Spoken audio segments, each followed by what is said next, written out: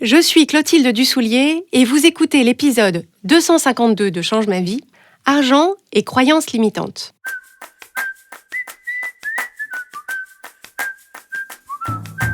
Bienvenue sur Change ma vie, outils pour l'esprit. Je suis Clotilde Dussoulier, je suis entrepreneur et master coach certifié et sur ce podcast, je vous livre chaque semaine des outils précis et concrets pour comprendre les mécanismes de votre cerveau et de vos émotions et construire exactement la vie à laquelle vous aspirez. Je suis très heureuse de vous proposer cet épisode de Change ma vie, qui est un épisode tout à fait spécial, parce qu'il s'agit d'une conversation que j'ai eue avec Delphine Pinon, la créatrice du podcast Richissime, et c'est un échange qui a d'abord été diffusé sur son podcast. Qui est Delphine Pinon ? Si vous ne la connaissez pas encore, Delphine est coach, entrepreneur et investisseuse en immobilier, et son sujet de prédilection, c'est l'argent. Elle a créé son podcast Richissime pour pouvoir parler librement, sans jargon et surtout sans tabou, de ce sujet ô combien clivant. Donc, son podcast est 100% consacré à l'argent et Delphine y aborde les thèmes de l'éducation financière, de la relation à l'argent et de la richesse. Tout comme le podcast Change ma vie, le podcast Richissime est disponible à l'écoute gratuitement sur toutes les plateformes de podcast, donc je vous encourage vivement à vous y abonner. Et pour en savoir plus sur Delphine et ses activités, vous pouvez la retrouver sur richissime.net. Delphine m'a été présentée par une amie commune qui se reconnaîtra, coucou Insaf, et j'ai tout de suite beaucoup aimé son énergie, son naturel et son ambition. Cette rencontre a donné lieu à des conversations très riches, sans mauvais jeu de mots, et il se trouve que l'une d'elles a été enregistrée pour diffusion sur son podcast, et donc c'est celle que je vous propose de découvrir aujourd'hui. Dans cette conversation, on évoque le sujet des croyances limitantes autour de l'argent, de la difficulté qu'on peut avoir à parler d'argent, des différences de perspective sur l'argent selon qu'on a reçu un conditionnement d'homme ou de femme, et bien d'autres sujets sur ce thème, qui est à la fois central dans nos vies en général et dans nos vies de tous les jours, et pourtant singulièrement absent de nos conversations. Je remercie Delphine de m'avoir donné son accord pour partager cette conversation avec vous, et je vous souhaite une bonne écoute. Salut Clotilde! Bonjour Delphine. Bon, ça fait très longtemps que je veux te recevoir et donc je suis très contente de te recevoir enfin dans le podcast, de pouvoir avoir ton éclairage sur ce sujet. Oui, mais écoute, c'est un plaisir partagé. Alors, je demande à mes invités souvent, alors je viens de te présenter en introduction aux auditeurs, mais j'aime bien demander à mes invités comment eux aiment se présenter, parce que surtout quand on est comme toi, un peu touche à tout et qu'on fait pas mal de choses, c'est pas souvent évident de répondre à cette question. Mais qu'est-ce que tu fais, Clotilde ? Alors, donc moi j'ai 42 ans, je vis à Paris avec, j'ai 2 petits garçons qui ont presque 7 et presque 10, et le métier que j'exerce, c'est celui de chef d'entreprise et de master coach. Donc j'ai ce podcast qui s'appelle Change ma vie, que j'ai créé en 2017, et autour de ça, donc c'était il y a presque 5 ans maintenant, j'ai créé une activité de coaching autour de laquelle j'ai créé une entreprise, donc l'entreprise Change ma vie, et on propose un programme d'accompagnement qui permet de développer la vision, la clarté et l'élan, parce que ce sont les 3 piliers qui permettent de créer vraiment la vie à laquelle on aspire. Alors, je pense qu'il y a beaucoup d'auditeurs qui te connaissent et qui connaissent Change ma vie, parce que tu as dépassé les 20 millions d'écoutes au cumulé, je crois, récemment, si je ne me trompe pas. C'est ça, exactement, depuis 2017. Donc, c'est quand même un énorme podcast référence sur la scène du podcast français. Moi, c'est mon préféré. Je vous le cache pas. Écoute, merci Delphine. Et il y a quelque chose de très spécifique dans ta manière d'aborder les choses. C'est vrai que il y a une pédagogie, je trouve, qu'on retrouve. Mais ça, tout le monde, on doit te le dire très souvent, mais je te le dis quand même. Il y a une pédagogie qui est assez incroyable dans la manière dont tu présentes les choses, dans les références que tu choisis. Et c'est aussi pour ça que je voulais t'avoir depuis longtemps sur le podcast, pour parler d'un sujet dont je parle régulièrement, mais qui sous-tend, je trouve, toute l'action de développement personnel. C'est cette histoire d'aller creuser quelles sont nos croyances profondes qui sous-tendent nos actions et comment est-ce qu'on peut les changer quand elles sont pas favorables. Moi, j'ai l'impression que c'est vraiment le gros travail qui sous-tend le développement personnel au sens large. c'est une très bonne façon de résumer, en tout cas, une partie du développement personnel. En fait, l'idée, c'est de se dire, et plus spécifiquement autour de l'argent, ça s'applique énormément, c'est de se dire qu'en fait, en grandissant, selon les hasards, en fait, de là où on est tombé au moment de venir au monde, et puis les différents environnements dans lesquels on a évolué, en fait, il y a toute une première partie de notre vie qui consiste à essayer de comprendre comment fonctionne le monde, quelle est notre place dans le monde, et un peu les règles du jeu de la vie, les règles du jeu de la vie en général et les règles du jeu de notre vie en particulier. Et en fait, ça, je trouve ça vraiment fascinant parce que on arrive, pour la plupart d'entre nous, à l'âge adulte, comme évidemment on n'a vécu que notre vie, on n'a vécu que dans nos environnements, ceux qu'on connaît, et que souvent on n'a pas des discussions de cette qualité-là avec notre entourage. Et ben en fait, on a l'impression que ce qu'on a compris du fonctionnement du monde et des règles du jeu de la vie, et ben c'est le fonctionnement du monde et les règles du jeu de la vie. Et en fait, on se rend pas compte que c'est ce que notre cerveau a collecté comme information en généralisant, avec tout un tas de biais cognitifs. Et on arrive à l'âge adulte en ayant l'impression qu'on a compris comment ça fonctionnait, alors qu'en réalité, beaucoup de ces règles du jeu et de ces fausses perceptions sur la façon dont le monde fonctionne, en fait, il y a tout un tas de gens autour de nous qui ne fonctionnent pas du tout avec les mêmes règles du jeu et qui ne se limitent pas de la même façon, ou alors à l'inverse, qui se limitent davantage, mais c'est généralement celles qui sont limitantes qui sont les plus problématiques. Et donc, en fait, moi, ce qui me passionne, c'est pour moi-même et pour les personnes qu'on accompagne, d'identifier ça. D'identifier où est-ce qu'on a mis un mur ou un plafond imaginaire, là où en fait il n'existe ce mur ou ce plafond vraiment que dans notre tête, et qu'en fait il suffit qu'en fait dans ce mur il y a une porte ou il y a un Velux dans le plafond, et que de l'autre côté on est parfaitement en sécurité, et qu'on va se retrouver, qu'on va découvrir que de l'autre côté de ce mur ou de l'autre côté de ce plafond, en fait il y a plein de gens qui vivent là depuis toujours et qu'ils sont très bien, qui gagnent beaucoup plus d'argent que nous, qui sont beaucoup plus heureux, et que en fait il suffisait de comprendre que c'était un faux mur ou un faux plafond. Et c'est la première difficulté d'ailleurs, c'est de se dire en fait ce que j'ai toujours cru n'est pas forcément la seule version qui est possible. La vie que je mène n'est pas forcément la seule façon de vivre sa vie. Donc déjà de s'en rendre compte, plutôt que d'être dans une attitude qu'on a peut-être tendance à facilement adopter dans la vie, qui est si je fais cette expérience-là, c'est que j'ai raison. On a tendance à vouloir compenser, comment dire, on a tendance à vouloir se donner raison pour justifier notre façon de voir le monde, même si celle-là n'est pas la meilleure voie vers le bonheur. Autrement dit, même si j'accède pas au bonheur, au moins j'ai raison. Au moins, j'ai raison. Et ça, je trouve ça fascinant. Cette idée, cet attachement qu'on a, qui est un attachement complètement identitaire, en fait. C'est-à-dire que souvent, on préfère avoir raison et être malheureux, ou avoir raison et avoir les problèmes qui vont avec ça, plutôt que de se dire, en fait, c'est pas vraiment que j'ai eu tort dans le sens où j'ai fait un tort, mais c'est simplement que ma vision du monde n'était pas la vision du monde la plus large, ou la plus libre, ou la plus ouverte qui soit. Et en fait, je pense que c'est justement au moment où on se rend compte qu'on avait un mode de fonctionnement ou une lecture du monde ou du fonctionnement du monde qui était erroné, on a là un embranchement, c'est-à-dire se dire excellente nouvelle, parce que ça veut dire que tout le reste de ma vie, je vais pouvoir vivre en étant plus libre, avec plus d'options qui s'ouvrent à moi, ou est-ce que je choisis d'avoir un regard qui est plutôt tourné vers le passé, en me disant mais regarde, mais toutes les situations, toutes les opportunités que j'ai ratées, tout le mal que je me suis fait, de quelle façon est-ce que j'ai souffert de façon inutile. Et en fait ça, ce réflexe de regarder vers le passé ou de regarder vers l'avenir, c'est quelque chose auquel on a été nous-mêmes conditionnés. Enfin, ça fait partie des conditionnements qu'on a reçus, et un peu des espèces de réflexes de pensée. Et ça aussi, ça s'apprend. C'est-à-dire, ça s'apprend de se dire, on prend nos pertes, un peu comme au poker. Ok, d'accord. En fait, voilà, ce qui est fait est fait, ce qui est passé, mais à partir de maintenant, qu'est-ce que cette clé-là m'ouvre pour la suite?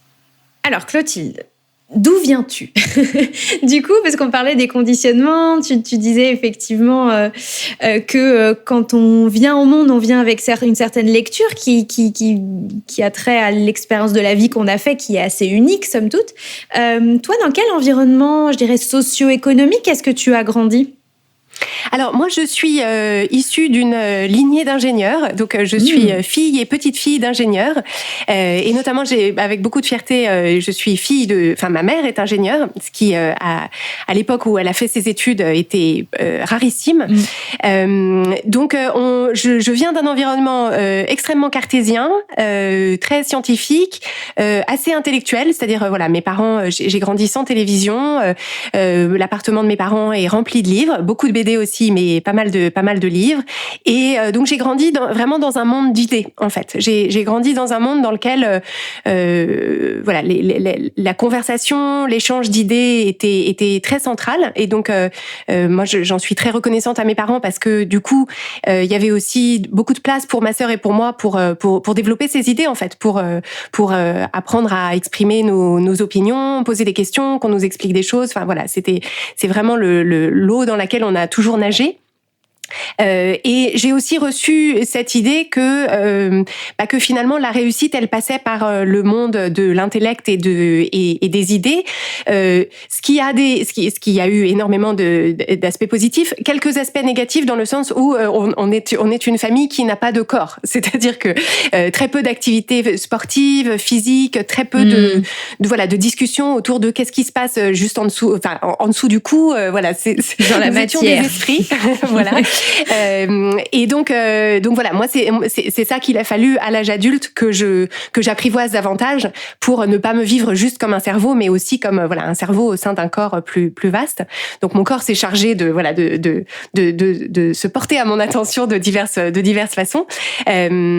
Donc c'est ça l'environnement socio-économique dans lequel j'ai grandi. Donc voilà, bourgeoisie intellectuelle et scientifique, mais avec des parents qui étaient qui n'avaient aucune appétence pour flamber l'argent. C'est-à-dire on partait en vacances à des endroits c'était des endroits qui étaient confortables, mais il n'y avait pas du tout de culture du luxe, de l'affluence, voilà, c'était plutôt une culture de l'épargne, de vivre vraiment, voilà, vivre des choses surtout pas vivre au-dessus de nos moyens. Ça c'était vraiment voilà, et même je pense que mes parents nous faisaient vivre en dessous des moyens qui étaient les nôtres, dans l'idée de préparer ce qui pourrait se passer à l'avenir, un pépin, le chômage, une maladie, quelque chose. Donc voilà, pas vivre au-dessus de ses moyens, et ça c'est quelque chose que voilà qui moi à l'inverse a plutôt je n'aspire pas à vivre au-dessus de mes moyens, mais j'ai très vite aspiré à gagner mon propre argent pour acheter des choses qui me faisaient plaisir sans que ce soit du strictement nécessaire. J'avais envie moi que l'argent serve à vivre des expériences, à m'acheter des choses, à me faire plaisir, à m'amuser, et ça c'est quelque chose que du coup j'ai appris à faire très tôt. Enfin, dès que j'ai pu gagner de l'argent, j'ai gagné de l'argent. J'ai travaillé pendant toutes mes études, alors que c'était pas économiquement nécessaire, mais parce que je voulais avoir ce revenu qui était juste à moi, et cette liberté que ça m'apportait sur voilà tout un tas de décisions et de choix que je pouvais faire parce que c'était mon argent et que je faisais ce que je voulais. Est-ce que derrière ce besoin de sécurité que tu as identifié chez tes parents, est-ce qu'il y avait aussi, tu penses, des choses du style peut-être des croyances qui étaient un petit peu plus piquantes sur la richesse, sur le fait d'être riche, sur le fait de le montrer, sur le fait d'avoir des choses de matériel un peu coûteuses. Tu crois qu'il y avait ça ou pas du tout? Je ne voudrais pas parler à la place de mes parents, mais je pense qu'ils avaient en fait mes parents. Alors déjà, faut remettre dans le contexte, ils sont nés juste après la guerre, de parents qui ont qui étaient de classe très moyenne pendant la guerre, et je pense que cette idée de se dire je pense qu'ils ont grandi tous les deux dans des familles où il y avait des enfants et pas énormément d'argent, et où du coup l'idée c'était de se dire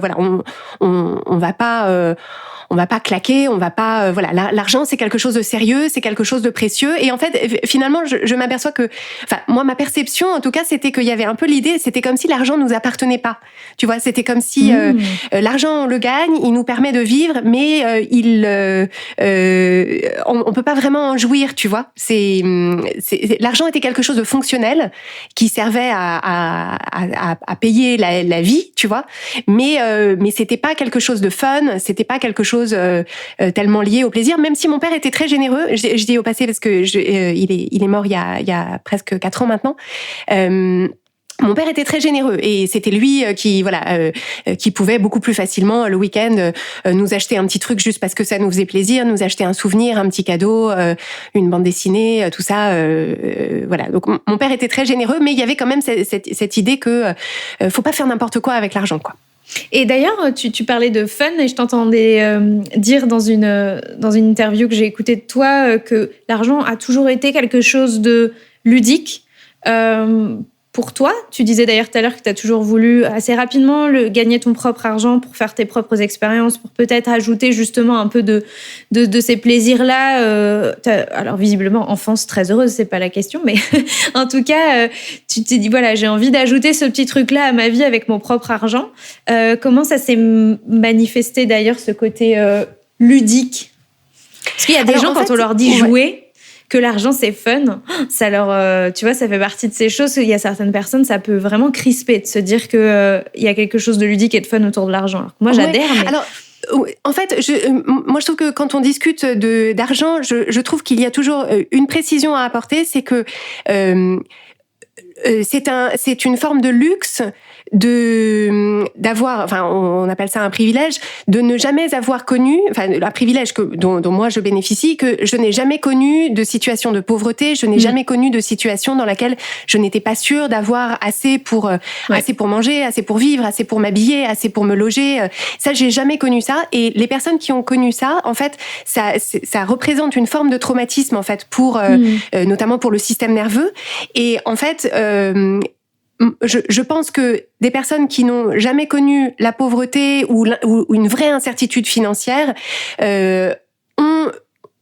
peuvent avoir plus facilement accès à cette idée de se dire l'argent c'est fun, l'argent c'est la liberté, etc. Parce que justement cette sécurité financière de base, elle leur a toujours été assurée.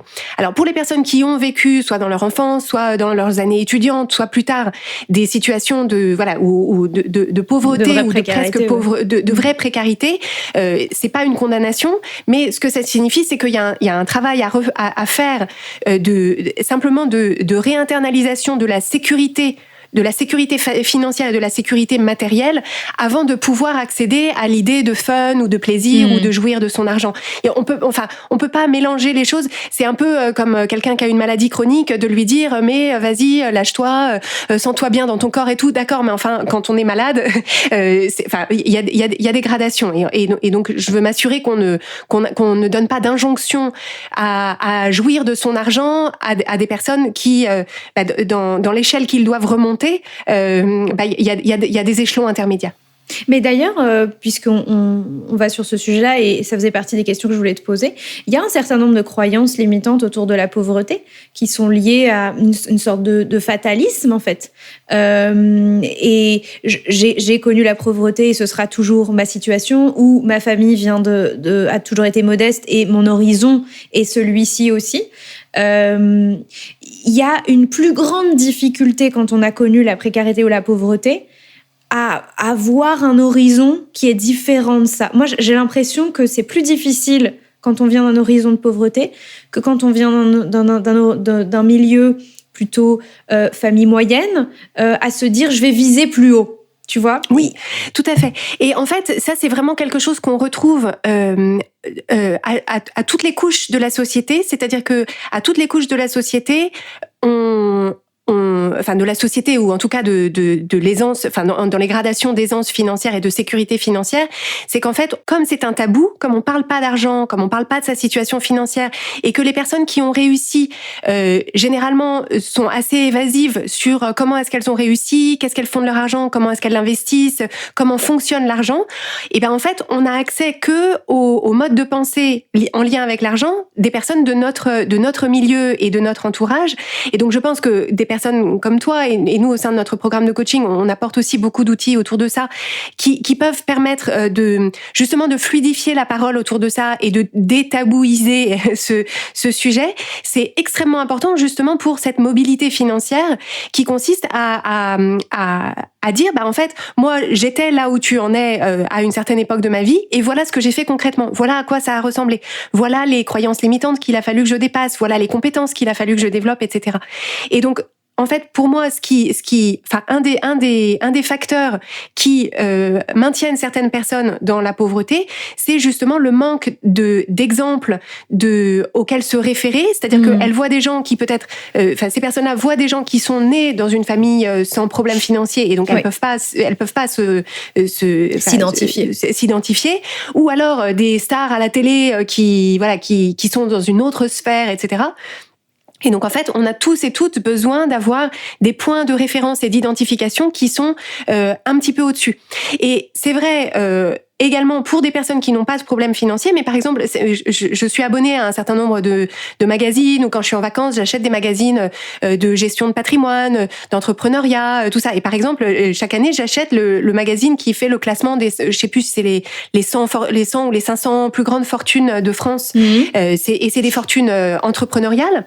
Et en fait, moi, ça m'intéresse énormément de lire les portraits de ces personnes-là, parce qu'il y en a qui sont partis de rien, qui ont monté une boîte, il y avait 3 personnes, et 15 ans plus tard, il y a 1500 personnes. Et en fait, je me dis, tous les sauts quantiques d'état d'esprit, de croyances et de compétences aussi qui ont dû se produire entre je monte une boîte de plomberie avec 3 personnes, j'ai un empire avec 1500 collaborateurs et collaboratrices. En fait, c'est ça les échelons qui manquent. Et ce sont ces échelons-là que les personnes qui veulent avoir cette mobilité soit sociale, soit financière, doivent rechercher. C'est auprès de qui est-ce que je peux recueillir des informations, mais aussi me créer des personnages intérieurs qui me montrent que c'est possible, et que si c'est possible pour d'autres êtres humains, c'est possible pour moi. Parce qu'en fait, c'est de cette façon-là qu'on peut élargir petit à petit ce périmètre de ce qu'on pense être possible pour nous. Il y a un autre facteur qui est défavorable aux gens qui sont déjà aujourd'hui dans une situation de pauvreté et précarité. Il y a quelques années, je lisais ce titre sur Internet, c'est « Pourquoi les pauvres prennent-ils de si mauvaises décisions ?» C'est un article d'un... est-ce qu'il est danois ou hollandais? Il s'appelle Rutger Bregman. Si vous voulez aller voir sur Google, vous taperez « Pourquoi les pauvres prennent-ils de si mauvaises décisions ?» et derrière ce titre qui paraît un peu horrible, il y a cette idée que la précarité financière crée une charge mentale telle que ça rend difficile le fait de prendre des décisions éclairées sur un certain nombre de choses. Et on en revient à ce que tu disais, c'est-à-dire comment est-ce qu'on peut voir si on prend l'analogie de l'escalade, on n'arrive pas à voir la prochaine prise. Tu vois, oui. La prise sur laquelle on pourrait s'agripper pour continuer à grimper, on n'arrive pas à la voir. On est embrumé, englué, etc. Et je trouve qu'on sous-estime ce facteur-là aussi quand on pense à l'ascension sociale et qu'on se dit, en fait, il suffit de se sortir les doigts du et puis tout le monde peut le faire, quoi. Oui, absolument. Et en fait, ce à quoi on arrive là, donc cette idée de charge mentale de pauvreté, en fait, c'est aussi ce que j'évoquais tout à l'heure, c'est-à-dire qu'en fait, quand c'est un mode de fonctionnement du système nerveux, c'est un stress chronique en fait. La précarité, c'est un stress chronique dans lequel le cerveau est, et il a bien raison, parce que quelqu'un qui est en vraie situation de précarité, sa vie, sa survie et son bien-être sont très clairement en danger, et donc en fait, il n'y a pas d'espace. Le cerveau est dans un mode de fonctionnement en mode stress, et donc n'a pas accès aux zones du cerveau qui permettent de planifier, de réfléchir à long terme, etc. C'est une logique de court terme permanente, et donc ça, en fait, c'est à l'échelle de la société qu'il faut arriver, justement. C'est à ça que servent les revenus minimums, etc. C'est pour que les personnes puissent au moins ne pas couler tout au fond et avoir un endroit sur lequel retrouver leurs appuis, parce qu'une fois que quelqu'un a retrouvé ses appuis, même très modestes, à ce moment-là, il y a comme une espèce de respiration, et à ce moment-là, on peut commencer à réfléchir, on peut commencer à refaire des projets, on peut commencer à imaginer comment avancer. Mais ce qu'il y a en contrepoint, c'est vraiment cette partie identitaire, qui est qu'en fait, ce que j'évoquais tout à l'heure, qui était ce qu'on construit comme l'idée qu'on se fait de comment fonctionne le monde et les règles du jeu de la vie, on se construit également une idée de qui on est, quelle est notre place, de quoi est-ce qu'on est capable, qu'est-ce qui est possible pour nous, qu'est-ce qu'on vaut. Et en fait, c'est cette vision-là qui sera toujours qui limitera toujours ce qu'on pourra créer et ce à quoi on prétendra. Et donc c'est aussi là-dessus qu'il faut jouer, quel que soit l'endroit où on en est de sa vie et de sa vie financière, c'est de se dire, là aujourd'hui, on est tous et toutes limités par le plafond qu'on se met à nous-mêmes en termes de à quoi est-ce qu'on peut aspirer, à quoi est-ce qu'on peut prétendre, jusqu'où est-ce qu'on peut grimper, alors soit en termes professionnels, soit en termes de revenus, soit en termes de création de valeur. Et il y a notamment une chose qui souvent est intéressante, c'est que souvent dans le couple, quand on est une femme, en fait, parfois il y a un plafond qui est au niveau du revenu de son conjoint. C'est-à-dire qu'il y a une espèce d'idée que, en fait, c'est l'autre qui a montré ce qui était possible et qu'on peut pas aller au-delà. Ou alors c'est le niveau maximum donné par les parents. C'est-à-dire si c'est pour les gens qui sont au courant de combien gagnaient leurs parents.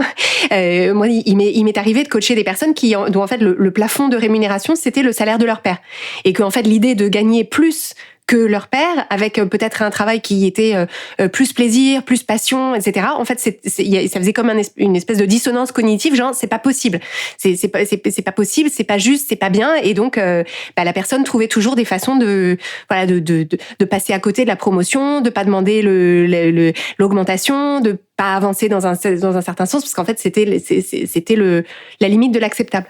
Alors, ce qui est fascinant dans ce que tu dis, j'avais des questions là-dessus. Et je veux bien avoir ton éclairage, c'est que on a l'impression que spontanément, on ne peut pas avoir de limitation à vouloir plus. C'est un peu comme si on pense que ça ne gêne personne d'avoir un peu plus, que tout le monde a envie d'avoir un peu plus. Je dis pas forcément, tout le monde n'a pas forcément envie de gagner beaucoup d'argent. Ça, on est d'accord. Mais par contre, je pense que universellement, ça ne dérangerait personne de gagner au moins un peu plus, quoi. Qu'on pourrait se dire non, on peut même pas imaginer comment on pourrait s'auto-limiter sur un truc qu'en fait le monde entier désire. Et en fait, moi, je me suis rendu compte avec le temps et avec toutes les personnes que j'accompagne que on a parfois presque plus de limitations à réussir. En fait, nos premières croyances limitantes sont sur le fait de gagner plus et de réussir.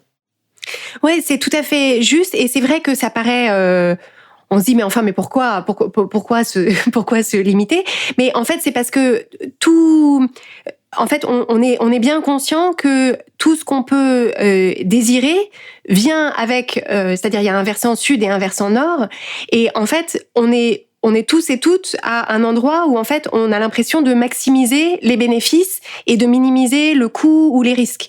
Et donc en fait, moi ce que je remarque beaucoup et ce que je déplore, mais il y a des pistes heureusement d'amélioration, c'est que notamment il y a beaucoup de femmes qui se disent j'aimerais bien gagner plus, mais dans mon entreprise, pour gagner plus, il faut que je prenne plus de responsabilités, il faut que je prenne des responsabilités notamment managériales.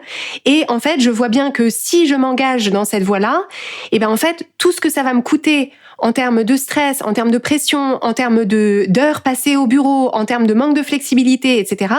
En fait, je veux bien l'argent, mais je veux pas ce que je pense que ça va me coûter, cet argent. Et donc en fait c'est ce type d'arbitrage là, c'est-à-dire dans l'absolu cette femme hypothétique à laquelle je pense, bien sûr elle voudrait plus d'argent, mais elle pense que avoir plus d'argent ça nécessitera des sacrifices, des efforts que aujourd'hui elle n'est pas tout à fait prête ou qu'elle craint en fait auquel elle craint de ne pas pouvoir faire face. Et donc ça ouvre tout un tas de questions et de nécessités de faire évoluer le monde du travail et comment on travaille, mais et comment les charges familiales se répartissent sur les hommes et les femmes, etc. Mais c'est un exemple de situation dans laquelle on voudrait plus, mais on pense que si on veut plus, ça va coûter quelque chose qu'on n'est pas prêt à payer. Et tu dis bien d'ailleurs ce que cette femme hypothétique pense que ça va lui coûter. C'est-à-dire qu'il y a une partie d'observation du monde du travail, de son fonctionnement, de l'entreprise en question dans laquelle cette personne travaille. Et ensuite se rajoute en général une couche de croyances, de généralisation, qui empêche aussi de voir peut-être d'autres issues, d'autres façons de faire, d'autres entreprises dans lesquelles c'est différent, d'autres moyens de comment je pourrais gagner plus sans forcément, effectivement, alourdir ma charge de travail, de responsabilité. Il y a ça, et il y a aussi le fait, et ça c'est quand même plus général, que comme tu le dis, on veut maximiser les bénéfices et minimiser les pertes, mais en vrai, on passe quand même beaucoup plus de temps à essayer de minimiser les pertes que de maximiser les bénéfices. Oui, et ça c'est le biais, c'est un des biais cognitifs, c'est l'aversion au risque ou l'aversion à la perte, où en fait on préfère rester là où on est avec ce qu'on a plutôt que de faire un mouvement qui nous ferait perdre ce qu'on a en fait. Ce qu'on a, on veut surtout pas le perdre, même si c'est nécessaire pour gagner quelque chose qui serait potentiellement mieux. Mais tant qu'on l'a pas vu et qu'on l'a pas dans notre main, on n'y croit pas à 100%, quoi. Exactement. Et ça, quels sont les outils que toi, tu as pour les personnes qui sont dans cette situation où effectivement, elles veulent toujours j'ai le mot en anglais, path of least resistance, c'est d'aller toujours sur le chemin où il y a le moins de tracas, où il y a le moins de difficultés. Comment est-ce que toi, tu amènes les gens à leur faire voir l'opportunité plutôt que le coût? Alors, je pense que la première étape indispensable, c'est de savoir exactement ce qu'on veut et pourquoi est-ce qu'on le veut. C'est pour ça que nous, notre méthodologie, elle démarre toujours par la partie vision, parce qu'en fait, si on ne sait pas vers quoi est-ce qu'on va, qu'est-ce qu'on cherche à créer, qu'est-ce qu'on cherche à obtenir, l'argent n'est pas une fin en soi. L'argent n'est qu'un outil au service de la vie qu'on a envie de vivre et de mener. Et donc en fait, c'est pour ça que la quête de l'argent pour l'argent, c'est pas très motivant, parce que en fait, on voit pas bien. C'est-à-dire, j'ai plus il y a plus de chiffres sur mon compte bancaire, d'accord, mais en fait, il faut, pour que notre cerveau puisse se proposer de créer ça, il faut qu'on ait une vision très claire de pourquoi est-ce qu'on veut ça, qu'est-ce que ça changera dans ma vie, qu'est-ce que ça rendra possible et pourquoi est-ce que ça m'intéresse. Donc ça c'est la première chose. Et en fait, ce dont on s'aperçoit, c'est que en proposant à quelqu'un de préciser ça, en fait, ça donne de la couleur à ce qu'on cherche à créer.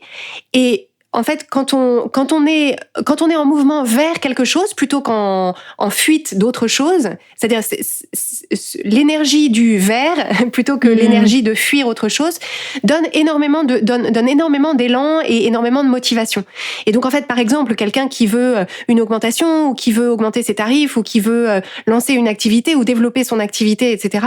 Ce qui est vraiment important, c'est d'identifier pourquoi est-ce qu'elle veut faire ça, parce que c'est dans ce pourquoi-là qu'elle pourra trouver les raisons qui permettent de surmonter l'inconfort.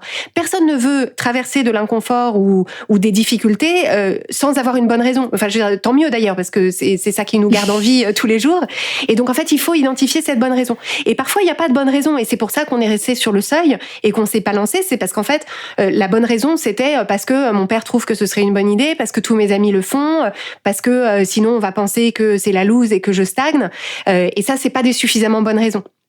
Et donc, si on n'a pas de suffisamment bonne raison, on peut rester là où on est en attendant d'avoir trouvé la bonne, ou en tout cas trouver une autre raison qui nous fait partir dans un autre sens. Mais en tout cas, cette idée de surmonter, de ne pas rester sur le chemin d'une certaine forme de facilité ou de zone de confort, en fait, on ne sort de la facilité ou du confort que parce qu'on pense qu'il y a autre chose auquel on aspire et qui nous fait très envie. La vision que j'ai de cette situation, c'est que je la partage de plus en plus sur le podcast avec mes clients, etc. C'est la manière dont moi je vois ça, c'est comme si tous nos désirs sont dans une zone d'inconfort. C'est-à-dire que si j'ai pas ce que je désire aujourd'hui, c'est que c'est forcément à un endroit où c'est pas très confortable. Des fois, c'est juste un peu pas confortable parce que ça nécessite d'avoir une discussion pas très confortable avec notre partenaire, avec notre patron, avec un client. Des fois, c'est encore un peu plus inconfortable, ça nécessite de prendre des risques, ça nécessite de se rendre visible aux yeux du monde comme quelqu'un qui gagne un peu plus d'argent ou quelqu'un qui a un peu plus d'ambition et on s'expose à plus de critiques, etc., etc. Comment est-ce que... tout le monde ne veut pas ça, mais comment est-ce qu'on peut favoriser ces incursions, les rendre plus faciles dans la zone d'inconfort? Alors, je suis pas sûre qu'en fait, le but du jeu, ce soit facile. Parce qu'en fait, tu sais, c'est un petit peu comme si t'allais à la gym, dans un club de gym et que, en fait, tu fais tous les trucs que tu sais déjà faire, tu vois, ou que tu fais le réglage mini. Bah, en fait, t'as un peu perdu ton 10 temps pompes, si tu fais va. Oui, alors bon, si tu fais c'est chiant. Non, on va s'arrêter à 10. Et en fait, je pense que le degré de difficulté et d'inconfort détermine la pente de la croissance, en fait. Et donc, si tu veux avancer millimètre par millimètre, en allant à ton rythme, tranquillement, sans que ça secoue et tout, c'est un choix. Et j'ai aucun jugement sur ce choix. Je sais que, à titre personnel, c'est beaucoup plus excitant et c'est beaucoup plus exaltant de mettre le curseur plus loin et en fait de trouver le juste point d'inconfort qui est le juste milieu entre un truc qui vraiment me torpille au quotidien et me rend mon quotidien vraiment ultra lourd ou ultra inconfortable ou vraiment difficile, mais en même temps suffisamment pour que je me sente vraiment vivante, que je me sente vraiment avancée et me mettre en situation au quotidien d'avoir soit réussi et c'est super, soit raté mais appris quelque chose de vraiment intéressant. Et en fait, dans mon parcours personnel, je pense que c'est cette envie en fait de repousser tout le temps les murs qui fait que j'ai vraiment l'impression, aujourd'hui j'ai 42 ans, j'ai vraiment l'impression que depuis ma vingtaine, j'ai vécu vraiment pleinement toutes ces années. Toutes ces années-là, j'ai beaucoup avancé, j'ai fait beaucoup de choses nouvelles, j'ai appris énormément de choses, j'ai dépassé beaucoup de blocages ou de limitations. J'aurais sans doute pu faire plus, mais je l'ai fait à un rythme qui était le bon pour moi. Et en fait, je pense que c'est ça l'évaluation à avoir chacun pour soi.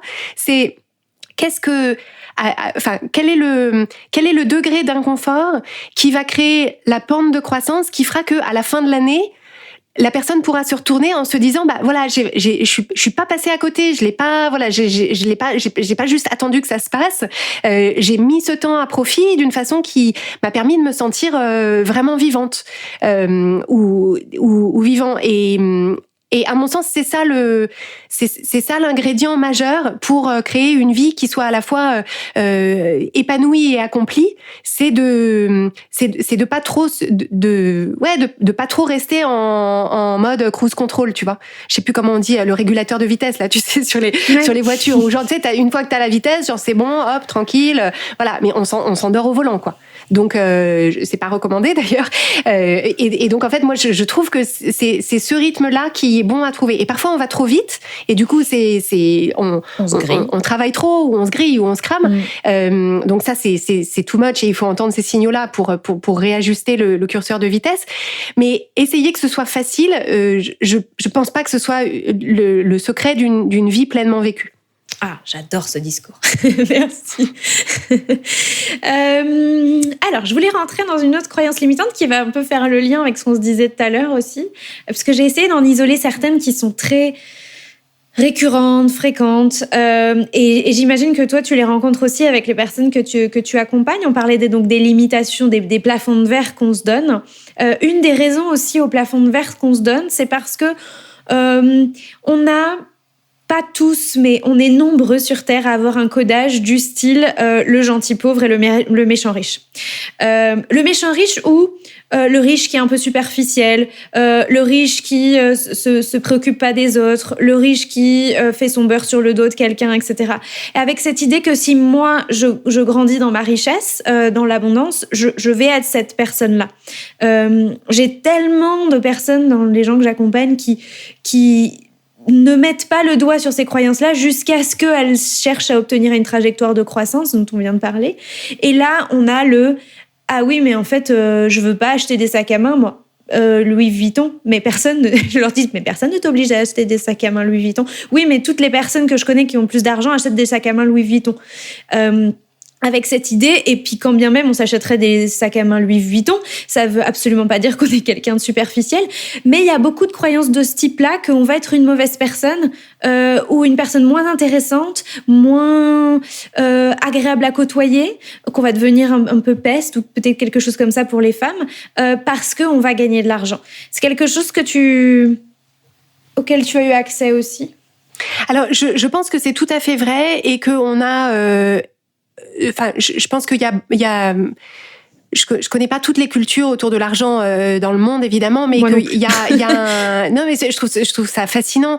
Mais je pense que en France, en tout cas, on a vraiment cette culture de la classe moyenne où il y a l'idée que en fait, il faut pas trop dépasser. Il faut pas trop dépasser vers le haut. C'est ce que j'évoque comme le syndrome du coquelicot, ce qui pour le coup est un concept australien, mais j'ai fait un épisode de Change ma vie dessus.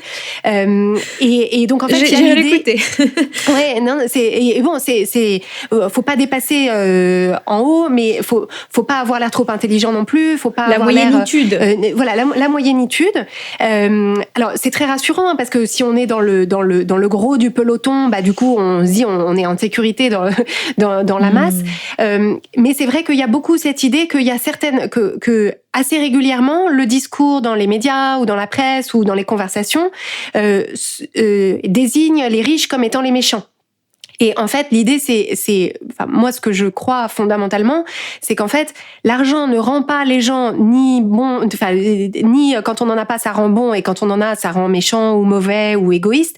C'est qu'en fait, l'argent est un révélateur, c'est-à-dire un amplificateur des valeurs de la personne. Et donc, en fait, si j'ai de l'argent, je vais avoir juste plus de moyens pour exprimer les valeurs qui sont les miennes. Et donc, si j'avais au départ des valeurs d'individualisme, de consommation à outrance, de après moi le déluge, de moi, etc., bah, effectivement, ça va se voir beaucoup, parce qu'il y aura beaucoup d'argent qui rendra ça manifeste dans le monde. Mais il y a tout autant, si ce n'est plus, de personnes qui partent avec des valeurs d'altruisme, de générosité, de responsabilité sociale et environnementale, de partage, de générosité, de contribution, etc. Ces personnes-là, quand tu leur mets de l'argent, voilà, parce qu'elles en ont gagné, parce qu'elles ont construit des entreprises, etc. Et ben en fait, cet argent-là, elles le mettent pour faire vivre ces valeurs.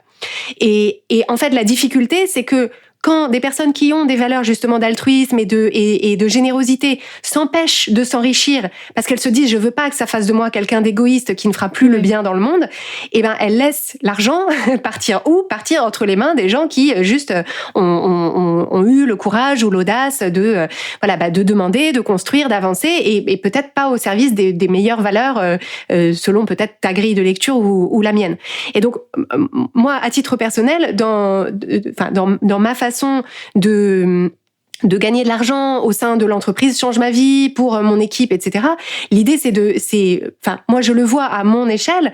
Le fait que moi, j'ai plus d'argent parce que mon entreprise fonctionne bien et que du coup, je peux me payer plus. Ce que ça signifie, c'est que tous les mois, je fais un gros chèque à une organisation caritative différente sur des sujets qui me tiennent à cœur. Et à l'échelle de l'entreprise, c'est parce que notre activité fonctionne bien qu'on a la possibilité de financer la production d'un podcast qui est gratuit et qui est disponible pour le plus grand nombre. Si on gagnait pas d'argent, j'aurais pas le temps de faire ça gratuitement. Et pareil, on a décidé là en fin 2021, on a fait une donation. On s'est rapproché d'une association qui s'appelle Enfance et Partage, qui existe depuis 1977 et qui œuvre pour la protection de l'enfance. C'est une cause qui me tient énormément à cœur. Et donc on a décidé, depuis début 2021, et pour la suite, on reverse 2% de notre chiffre d'affaires à Enfance et Partage. Et 2% de notre chiffre d'affaires, ça chiffre au bout d'un moment. Et en fait, c'est pareil. Si notre activité ne fonctionnait pas bien, il y aurait pas ça à reverser à cette association. Donc on regarde. Moi, mon ambition, c'est de créer la fondation Change ma vie, que notre activité en tant qu'entreprise finance une fondation qui mettrait au service du plus grand nombre ces outils qui interviennent auprès de populations spécifiques. On a plein d'idées et tout ça. Donc, c'est vraiment vers ça qu'on œuvre. Et en fait, la fondation Change ma vie, s'il n'y a pas Change ma vie qui fonctionne, la fondation Change ma vie, elle n'existera pas et elle n'aura pas de budget.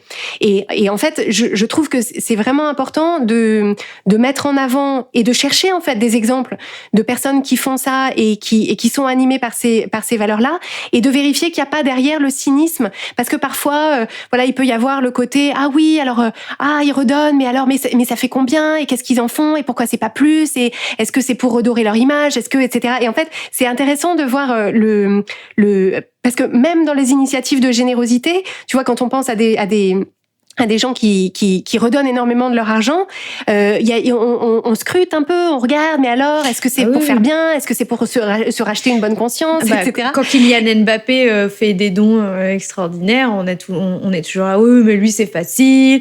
Et puis, en plus... Et puis, c'est un truc fiscal, et ouais. Et voilà, ou certaines organisations, certaines entreprises. Alors, pour certaines, c'est vrai, mais ce que j'entends derrière ce que tu dis, c'est la posture de la personne qui cherche toujours le loup. Qui est toujours en train d'essayer de démasquer la fausse générosité, comme si on était tous des justiciers en puissance, et de porter son attention sur le fraudeur, le cynique, au lieu d'essayer de se dire ah ok, peu importe ses motivations à lui, mais moi ça m'inspire et j'aimerais bien faire la même, tu vois, c'est ça. D'être inspiré et par en fait ça. ce réflexe de chercher la petite bête ou de chercher le loup, en fait c'est très simplement de la dissonance cognitive. C'est-à-dire que si ma croyance c'est que les gens riches sont des gens égoïstes, et que du coup, je me suis tenue soigneusement éloignée de l'enrichissement ou de la fortune pour ne pas devenir quelqu'un d'égoïste, quand je vois une personne riche qui n'agit pas comme un égoïste ou comme une égoïste, en fait mon cerveau me fait un bug et dit alors en fait il va falloir et c'est beaucoup plus facile pour le cerveau de dire non, en fait en réalité, il est égoïste, que de changer ma vision du monde, qui est qu'il y a des gens riches égoïstes, et puis il y a des gens riches qui sont généreux, et puis il y a des gens pauvres qui sont égoïstes, et puis il y a des gens pauvres qui sont généreux.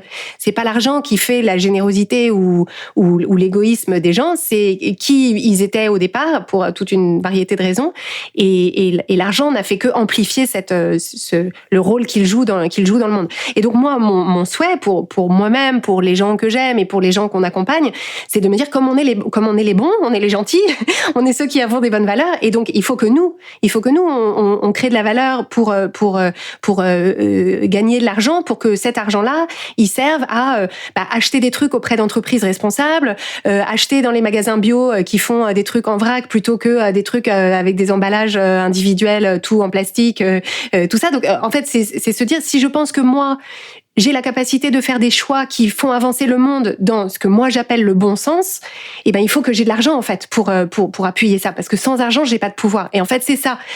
Quand j'étais petite, je voyais l'argent comme une source de liberté, mais en réalité c'est pas tant la liberté que le pouvoir.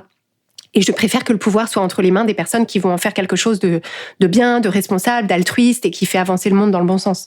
D'ailleurs, pour faire le lien avec une autre croyance limitante, est-ce que toi, en étant dans le métier de l'aide, de l'accompagnement, le coaching, un jour, il y a eu cette difficulté que beaucoup de thérapeutes, de coachs, de gens dans le métier du care rencontrent, c'est-à-dire comment est-ce que c'est OK pour moi de gagner de l'argent et de faire payer des gens, potentiellement sur des tarifs qui peuvent être assez élevés, pour les aider? Est-ce que c'est une difficulté que tu as eue? Parce que, et ça tu le sais, c'est une difficulté que rencontrent énormément de gens dans ces métiers-là. Alors, je corrigerais en disant c'est une difficulté que rencontrent énormément de femmes dans ces métiers-là. Je n'ai jamais rencontré un coach homme qui disait ouais mais non mais ah là là truc je devrais pas, etc.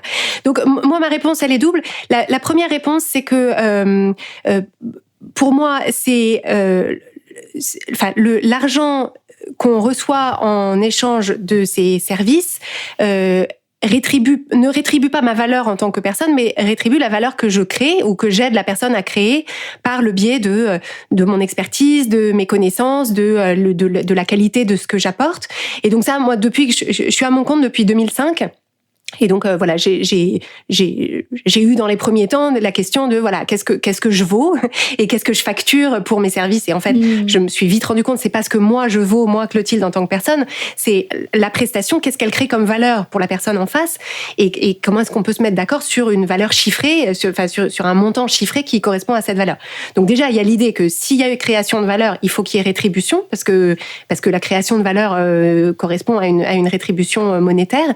Donc ça, c'est le premier aspect, mais surtout, moi, je suis féministe au plus profond de moi-même, fille de féministe, et que, en fait, pour moi, c'est extrêmement problématique, et c'est un truc de patriarcat, mais qui me donne la nausée, de dire que le care, justement, le soin aux autres, ça devrait être gratuit et non rémunéré. C'est exactement pour ça qu'on se retrouve avec justement des professions de soins qui sont, alors que ce soit dans le soin médical, dans le soin à la personne, dans le soin à la petite enfance, aux personnes âgées, etc., que ce sont des métiers qui sont complètement sous-rémunérés, sous-valorisés, parce que justement, ce serait prendre soin des autres, et que prendre soin des autres, en particulier pour les femmes, on est câblé pour ça, c'est à ça qu'on sert, c'est ça notre rôle, c'est ça notre mission.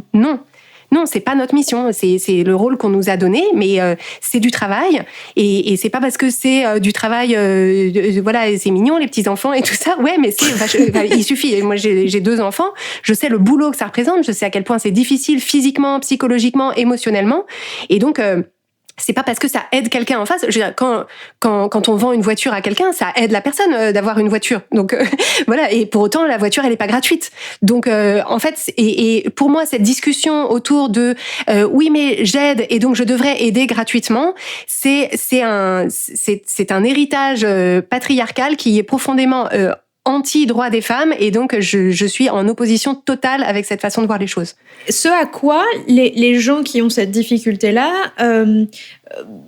mettent en place aussi des stratégies de je sais pas si on peut les appeler d'évitement ou de contournement, mais on va te dire à ça, ben oui, mais les gens ne sont pas prêts à payer plus, et je vais avoir moins de clients, là on rentre dans d'autres croyances, que effectivement les gens ne sont pas prêts à payer pour prendre soin d'eux, se soigner, etc. Oui, alors en fait, je pense que c'est le versant nord de notre système de santé où les gens sont habitués à penser que c'est gratuit, c'est-à-dire il y a une gratuité apparente des soins qui n'est évidemment qu'apparente, parce que je sais pas si tu payes des impôts, mais moi j'en paye pas mal. Voilà, toutes les charges qu'on paye, etc. Et en fait, si tu veux, tout ça, c'est évidemment financé collectivement. On a l'impression que c'est gratuit à titre individuel parce qu'il n'y a pas d'échange d'argent quand je vais à la pharmacie avec ma carte de mutuelle et ma carte vitale. Mais pour autant, bien sûr qu'il y a de l'argent derrière. Et donc, en fait, pour moi, pour les personnes qui individuellement souhaitent facturer à leur juste valeur des services et des prestations qui sont du domaine du soin ou du soin à la personne et du soin du corps, de l'esprit, etc., en fait, la mission de cette personne, c'est justement de mieux mettre en avant la valeur, de mieux mettre en avant qu'est-ce que c'est la différence selon que tu te payes tel accompagnement, tel soin, telle expérience ou pas. Qu'est-ce que ce sera la différence dans ta vie, et est-ce que tu es prête à mettre, est-ce que cette valeur-là, tu l'estimes au prix que moi j'ai envie de l'estimer. Et soit on se met d'accord, soit on se met pas d'accord. Il y a pas de problème. Mais en fait, pour moi, l'idée, c'est de se dire, il n'y a pas un prix que les gens sont prêts à payer dans l'absolu. Il y a une façon de mettre en lumière la valeur que ça va leur apporter. Et ensuite, c'est à eux de dire, est-ce que cette valeur-là, je mets en face cet argent. Alors, il y a bien sûr leur capacité à ce moment-là de financement, tu vois. Elles peuvent voir la valeur et pas avoir l'argent. Mais en fait, pour moi, la responsabilité, elle est du côté de la personne qui fournit le service ou l'aide ou l'accompagnement. C'est sa responsabilité de dire, grâce à ça, grâce à ce que je vais mettre dedans, grâce à mon expertise, grâce à ce que je sais et à ce que je vais te transmettre, voilà le résultat que tu vas obtenir. Et ce résultat, moi, je trouve qu'il vaut tant. Et si t'es d'accord, on fait affaire. Si t'es pas d'accord, on fait pas affaire. T'as effleuré un sujet tout à l'heure sur lequel je vais m'engouffrer sur les différences qu'il peut y avoir autour du genre. Est-ce que pour toi, il y a une expérience différente entre les hommes et les femmes autour de l'argent? Alors, Par où commencer? Grosse question. Donc la réponse est évidemment oui. Tu as 3 heures. Non. Évidemment, oui, il nous faudrait encore plus de temps. Alors la réponse est évidemment oui, en précisant évidemment en astérisque de bas de page que ce sont des généralisations, c'est le conditionnement général. Il y a des femmes qui ont été élevées avec un conditionnement plus masculin autour de l'argent. Donc, enfin, il y a évidemment des différences individuelles, mais d'une façon générale, les messages que reçoivent les petites filles, puis les jeunes filles, et les petits garçons, puis les jeunes hommes autour de l'argent, sont radicalement différents. C'est-à-dire qu'on n'attribue pas aux uns et aux autres les mêmes rôles. En fait, on attribue aux hommes le rôle de gagner l'argent, faire fructifier l'argent, ramener l'argent à la maison, et on attribue aux femmes plus un rôle de gestionnaire qui est on va t'attribuer, tu vas avoir, il y a ton mari qui va te donner une certaine somme d'argent pour faire tourner la maison, pour vêtir les enfants, pour payer les vacances et les paquets de semoule, comme dirait Lucille Quillet. Je crois qu'elle utilise l'idée des paquets de boulgour. Et donc en fait les croyances et les compétences dont on équipe les unes et les autres autour de l'argent sont fondamentalement articulés autour de ces rôles. Et donc aux femmes, on apprend à faire un budget, on apprend à économiser, on apprend à pas acheter un latte, on apprend à y aller mollo sur les vêtements le week-end, etc. Parce que c'est une mentalité de gestionnaire. Et on apprend plus aux hommes à négocier, à se vendre, à demander 50% de plus que ce qu'ils veulent pour avoir ce qu'ils veulent, à être assertif, à parler d'argent, à investir, à aller voir le banquier, à poser des questions, à pas se démonter, etc. Et de là partent évidemment un fossé qui s'élargit de plus en plus avec chaque année qui passe, parce que quand on est gestionnaire et qu'on fait des petites économies de bout de chandelle, c'est pas ça qui nous permet de préparer notre retraite à 55 ans, quoi.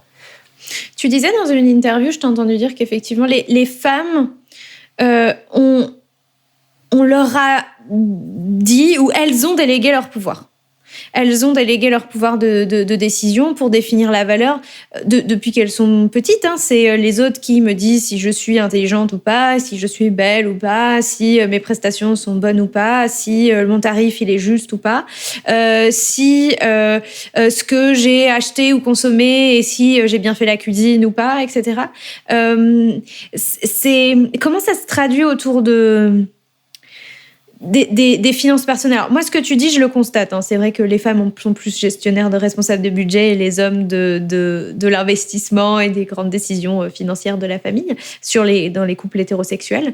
Comment est-ce que tu vois encore ça s'articuler aujourd'hui dans un monde qui se veut moderne?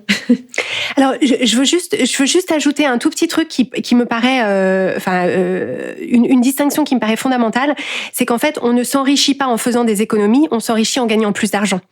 Et en fait, c'est ça l'injustice de cette différence de conditionnement, c'est que cette différence de conditionnement conduit les femmes à avoir une vie financière stagnante, faite de petites économies, et les hommes à avoir une vie financière de croissance, puisque eux, on leur a appris comment gagner plus et de plus en plus et comment faire fructifier ce qu'ils ont déjà. Et pour moi, c'est une distinction vraiment, pour bien comprendre le déséquilibre financier global entre les hommes et les femmes, c'est là que ça se joue. Et du coup, je m'excuse, j'ai oublié la question que tu me posais ensuite. Non, alors moi, je vais rebondir sur ce que tu viens de dire parce que cette phrase, je l'ai écrite tellement qu'elle est forte et je vais la répéter. On ne s'enrichit pas en faisant des économies, on s'enrichit en gagnant plus d'argent. À la fois, je suis d'accord et à la fois, c'est marrant parce que moi, j'ai initié le podcast sur cette idée inverse qu'il fallait commencer par apprendre à dépenser et à épargner avant d'envisager de gagner plus d'argent. En fait, c'est une étape. Mais effectivement, on s'enrichit pas en faisant des économies. C'est juste que on s'assure de boucher tous les trous de la passoire avant de commencer à gagner de l'argent. C'est ça, exactement. En fait, la question, c'est où est-ce qu'on part? C'est-à-dire que on s'appauvrit en dépensant plus que ce qu'on a ou plus que ce dont on a besoin. Donc ça, c'est la pente, c'est la pente dans le sens de laquelle on n'a pas envie d'aller. Mais donc effectivement, si on est un peu panier percé ou que voilà, ça c'est effectivement, il faut d'abord colmater la brèche parce que tu gagneras jamais assez d'argent pour compenser ou en tout cas c'est dommage quoi de remplir un seau qui est percé. Mais Mais ce qui fait réellement la différence, c'est pas est-ce que tu vas t'acheter un 3e jean ou est-ce que 2 ça te suffit. Ce qui va faire vraiment la différence, c'est est-ce que tu es allé négocier une augmentation, est-ce que à chaque fois que tu as changé de job, tu as demandé plus, est-ce que tu as placé ton argent, est-ce que tu as placé ton argent d'une façon qui fait que tu as des trucs sûrs et puis des trucs plus risqués qui peuvent te rapporter plus. Tu vois toutes ces compétences autour de l'argent qui sont plus des compétences. Est-ce que tu sais voir des opportunités? Est-ce que tu as la grille de lecture pour évaluer une opportunité financière et la comprendre? Exactement. Et je suis d'accord avec toi. Alors déjà que universellement, c'est pas quelque chose qu'on apprend à l'école, mais ça c'est hommes et femmes. Et on devrait, ouais.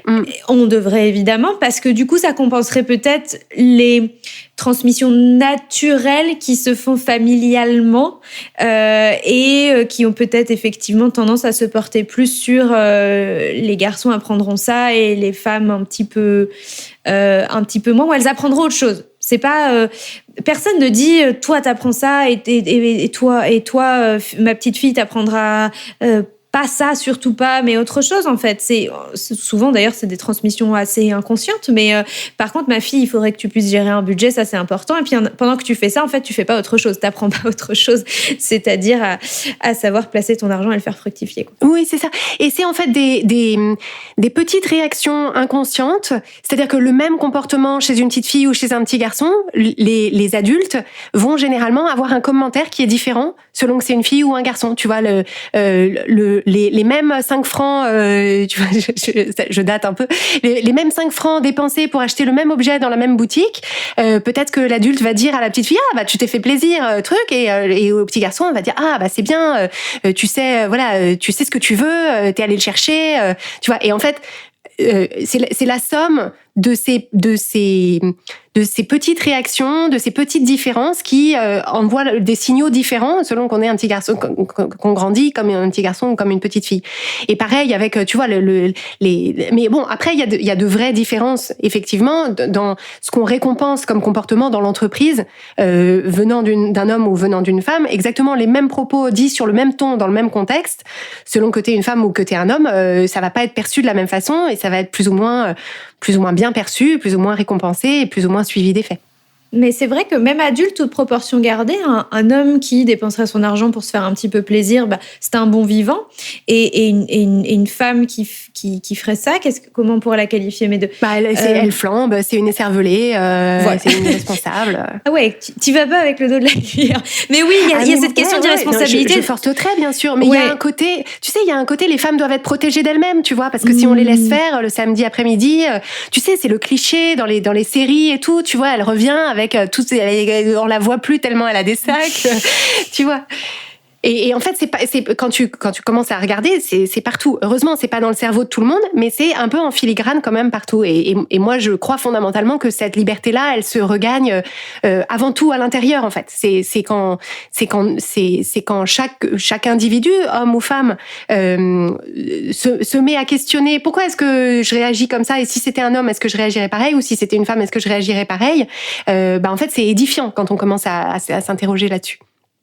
Je précise que je suis sujette moi aussi à des biais de genre que je sens, mais même parfois vis-à-vis de moi, c'est-à-dire je me dis si j'étais exactement dans la même situation et que j'étais un homme, est-ce que je me verrais moi-même de la même façon, est-ce que je me dirais la même chose? Alors je vais te poser une question qu'on me pose souvent, et c'est pas que des fois j'ai un peu du mal à répondre à cette question. Comment est-ce que on détecte nos croyances limitantes? Parce que la plupart d'entre elles sont bien rangées dans une archive intérieure et on ne sait pas où elles sont, on ne sait pas comment elles sont arrivées là, on ne sait pas forcément qu'elles sont là. Tout d'un coup, des fois, elles refont surface, mais pas toujours. Comment est-ce qu'on peut aller à la chasse et comment on peut essayer de détecter les croyances qui nous sont défavorables? Alors, c'est un des grands bénéfices du coaching, en fait. C'est-à-dire que, tu sais, il y a une expression qui dit tu peux pas lire l'étiquette quand tu es à l'intérieur du bocal. En fait, quand on est soi-même dans notre propre système de pensée et de croyances, et que probablement il ressemble beaucoup au système de pensée et de croyances de notre entourage, et en fait, c'est comme quand on te dit le ciel est bleu, le ciel est bleu, le soleil va se lever demain matin. En fait, tu te dis ça c'est une vérité pour le coup. Et donc en fait, ce à quoi sert le coaching, c'est notamment à apporter des outils qui permettent justement de détecter les endroits où notre vision du monde, elle nous entrave, parce que c'est de l'extérieur que la compétence et l'expertise d'une coach, c'est justement de voir, mais en fait, de détecter ça et de dire, mais j'ai l'impression que tu te dis que tel truc est pas possible parce que tel truc, ou que tu peux pas avoir ça et ça, ou que c'est pas possible parce que tu es 3 petits points. Et en fait, c'est ça la posture, parce que ce que permet la posture extérieure de quelqu'un qui est coach, c'est justement de pouvoir voir en fait dans quoi est-ce que la personne se débat, quels sont les murs invisibles que la coach elle sait qu'ils sont pas là, les murs.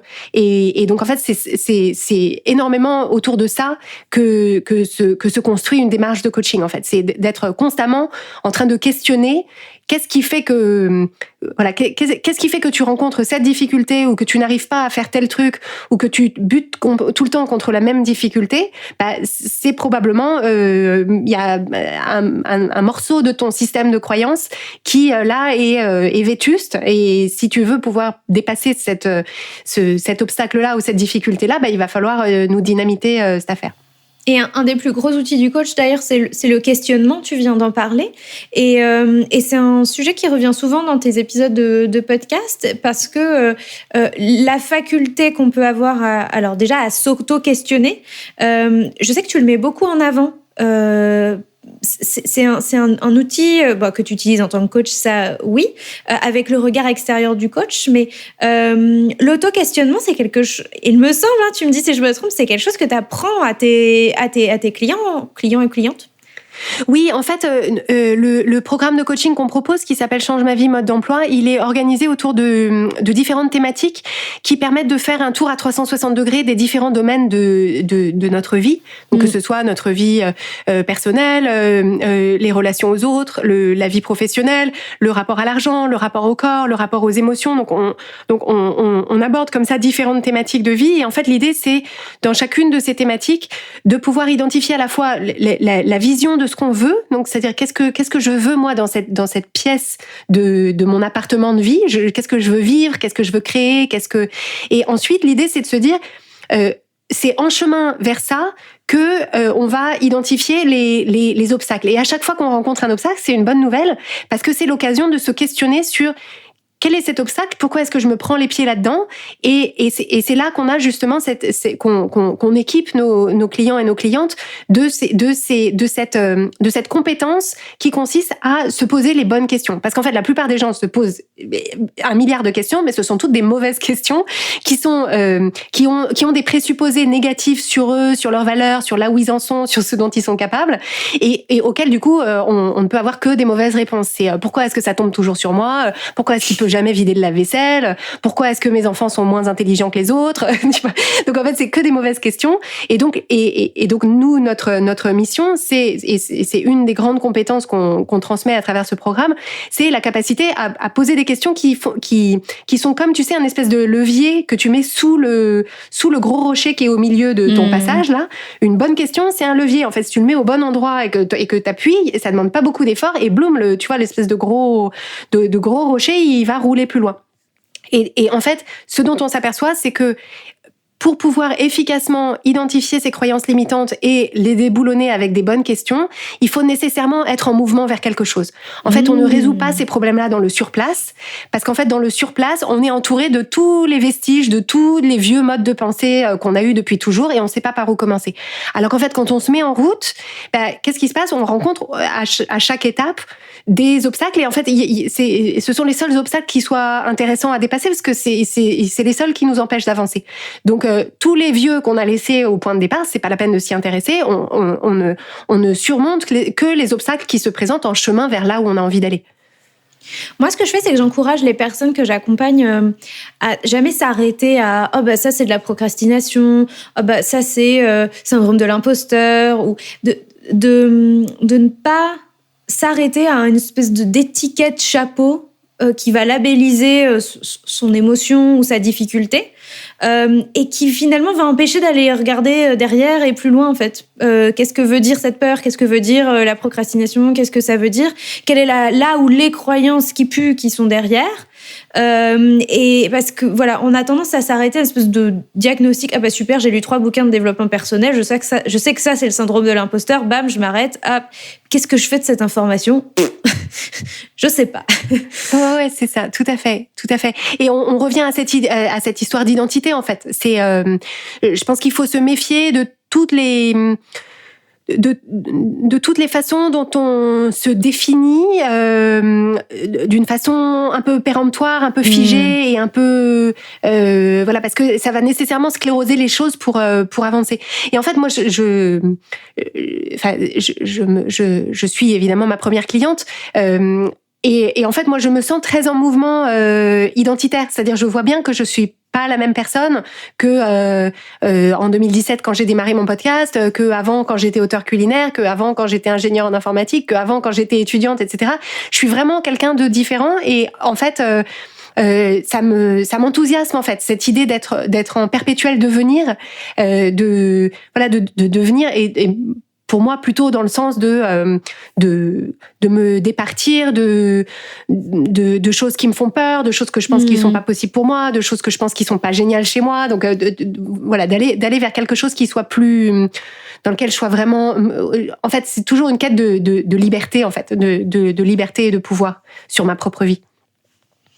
L'étape d'après l'identification, c'est comment est-ce qu'on reprogramme ? Parce que une fois qu'on a mis le doigt dessus, il y a un peu cet effet oh là là, mais j'ai toujours fonctionné comme ça, j'ai toujours pensé ça. En plus, ce sur quoi on est tombé, c'est une pensée qui vient de la famille, alors ça peut être même d'un trauma, mais voilà, c'est mes parents m'ont toujours dit que, j'ai toujours pensé que j'étais pas assez bonne, assez ceci, assez cela, etc. Et il y a vraiment des fois, pas toujours, hein. Je te dirai moi comment je fais après, mais il peut y avoir ce sentiment de mon Dieu, mais comment je fais pour penser différemment de ce que j'ai pensé ces dernières décennies ? Oui, moi je pense que en fait ce qui fonctionne, c'est déjà d'identifier qu'est-ce qu'on a envie de penser d'autre. Parce qu'on peut pas, le cerveau est obligé de penser des trucs. Donc, si on veut plus qu'il pense certaines choses, il faut lui donner autre chose de mieux à penser. Et donc déjà, il faut décider qu'est-ce que je veux choisir comme nouvelle façon de voir les choses. Qu'est-ce que je veux choisir de penser de l'argent, de ma capacité à en gagner, de ma capacité à en prendre soin, de ma capacité à m'en servir, de ma capacité à le donner, etc. Donc, qu'est-ce que j'ai envie de penser de moi avec tout ça.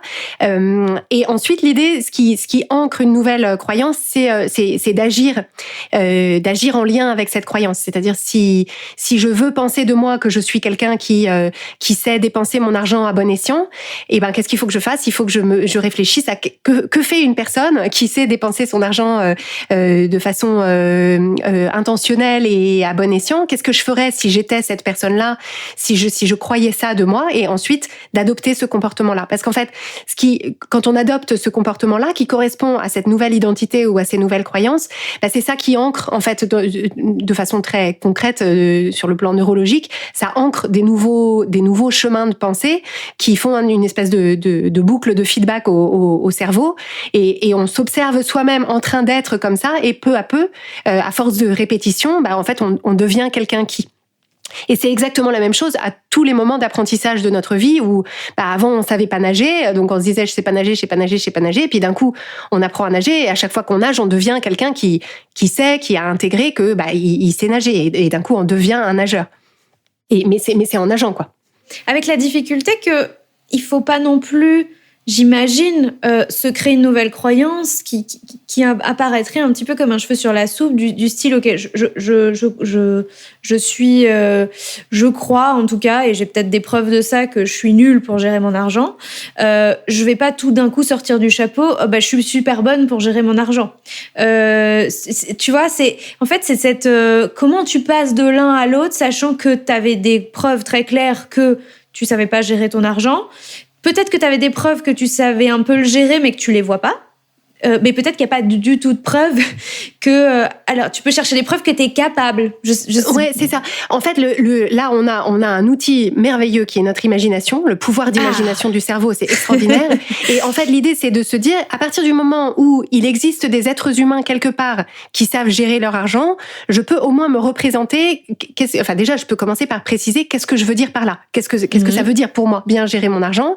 Et est-ce que je peux arriver à m'imaginer comme dans un film, en fait, dans une scène de film dans ma tête, si je projetais sur un écran de cinéma moi qui sais gérer mon argent, à quoi ça ressemble concrètement? Qu'est-ce que je fais de mon argent? Est-ce que j'ai un carnet? Est-ce que je note des trucs? Est-ce que je me connecte aux applications bancaires tous les jours? Quelles questions est-ce que je me pose avant de dépenser mon argent, etc. Donc en fait, l'idée c'est de commencer par vivre en imagination dans cette destination, donc dans ce que nous on appelle la vision de moi qui sais bien gérer mon argent.